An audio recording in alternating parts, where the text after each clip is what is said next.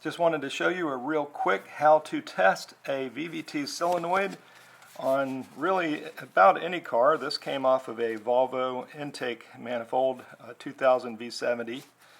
But the basics are the same for any VVT solenoid valve setup. You need to make sure that the coil is good. Well, there's a couple of ways you can test these things to see if it's good or bad. First, if you have a multimeter, you can switch it all the way to do a continuity test with the ohms, and if you can get it to go to, if it jumps when you connect the leads down to 0, then you have a good connection between the coil. Not good. This is my new replacement valve and solenoid, and if you watch here, you'll see there's continuity. If it moves at all, that means the coil, the windings are still intact. Another way to test is you can use the Audible setting if you have that on your multimeter. All it does is if it finds a continuous loop, it'll make a noise. So here I'll take this again as my good VVT valve with the connector that I cut off an old harness, and you'll see I get a noise. It means that coil is good. If I connect it to this bad unit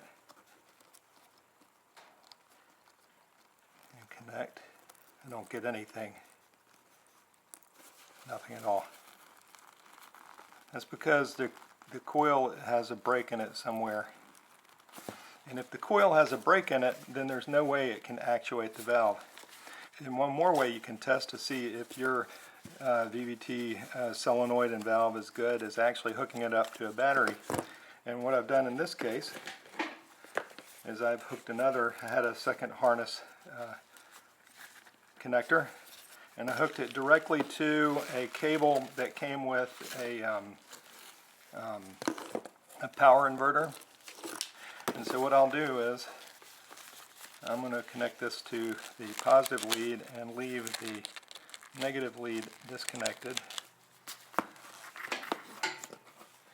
And I'm going to connect the connector to the solenoid, and then I'm going to touch the negative, and you can hear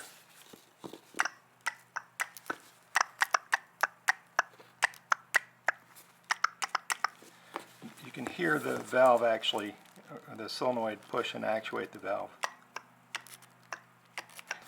And just to show you on the bad unit,